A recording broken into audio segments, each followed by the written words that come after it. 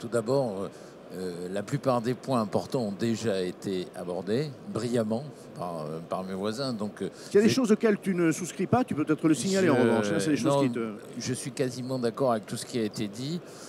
Simplement, puisque ces points-là n'ont pas été abordés, je voudrais simplement souligner le fait que la vie en immeuble collectif va se développer de façon importante d'ici 2050. Hein.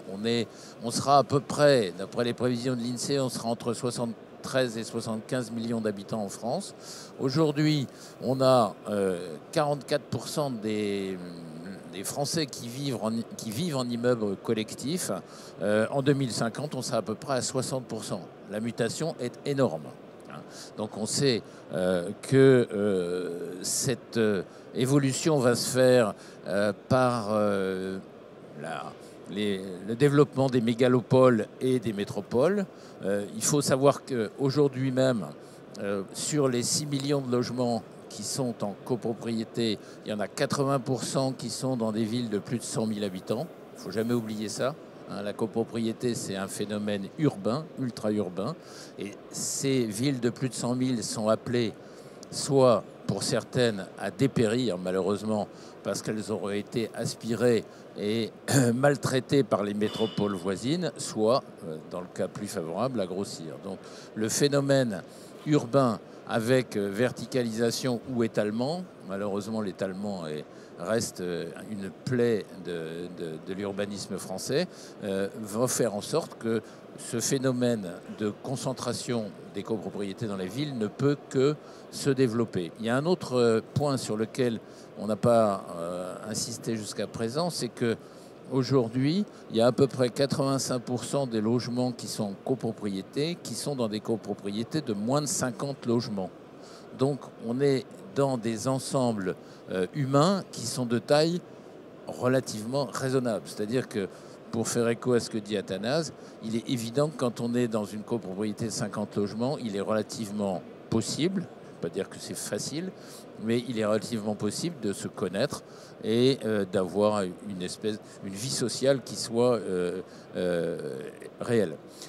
Maintenant, les évolutions que l'on peut imaginer, elles passent, j'ai envie de faire une petite étape à 2025. Pourquoi 2025 ? Parce que dans les 5-6 ans, les 7 ans qui viennent, on va avoir digéré, entre guillemets, ou pas, les évolutions numériques extrêmement importantes qui ont lieu maintenant. Je vais prendre 2 exemples. On vit dans une société qui se plateformise, qui utilise de plus en plus de services par des applications et qui font appel à d'immenses plateformes. Alors, je ne vais pas citer Amazon, je ne vais pas citer quelques autres, mais on sait très bien que cette évolution numérique est très importante pour la vie des gens. Elle peut avoir 2 impacts sur la vie dans les copropriétés et dans les logements en général. Le premier impact, c'est une facilitation, une ouverture sur les autres, mais elle peut avoir exactement l'effet contraire, qui peut être un absolu repli sur soi. C'est-à-dire que finalement, parler à son téléphone ou se servir de son téléphone ou de sa tablette pour interagir avec les autres, ce n'est pas forcément une évolution sociétale très positive.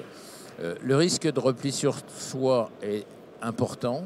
Il y a en ce moment quelque chose qui est en train de se développer ou qui va faire un flop incroyable, on n'en sait rien. Vous avez tous entendu parler par la communication publicitaire des enceintes connectées.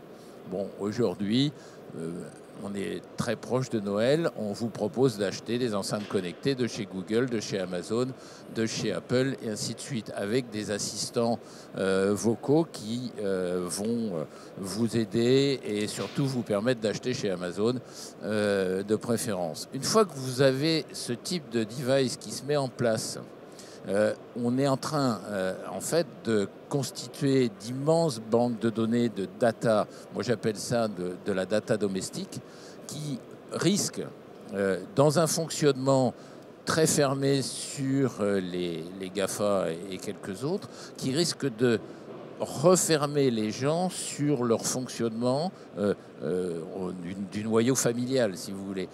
L'échange avec les autres, à partir du moment où il est trop empêché parce que c'est vraiment ce terme-là, il est trop empêché par le fait que vous allez passer un temps considérable à dialoguer avec Alexa ou avec, je ne sais plus comment s'appellent les autres, fait que vous aurez peut-être un peu de mal à avoir du temps pour parler avec vos voisins. Donc il y a un risque, à la fois, on a... Et c'est pour ça que je dis que 2025, on va dire, hein, pour faire un compte rond, est une étape très importante parce que on va voir comment ce bombardement numérique qu'on subit dans quelques années et qui est en train de prendre une proportion énorme, hein, ou qui peut se calmer. J'en sais strictement rien. Je ne suis pas devin, mais peut avoir des effets totalement positifs et des effets très pervers. Bon.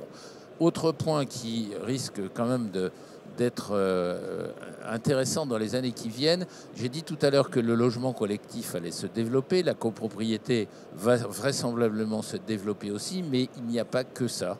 Et les experts futurologues très autorisés insistent notamment sur, ça a été abordé, sur l'habitat coopératif, mais insistent aussi sur, le terme est un peu péjoratif, mais sur des foyers logements qui vont se développer à l'intérieur des grandes villes, notamment en restructurant les immeubles de bureaux qui vont perdre leur usage, avec une double fonctionnalité. La première, c'est d'offrir des petits logements aux familles monoparentales, aux étudiants, aux personnes seules, où visiblement les conditions économiques font que ces personnes-là ne pourraient plus habiter en centre-ville dans des conditions classiques.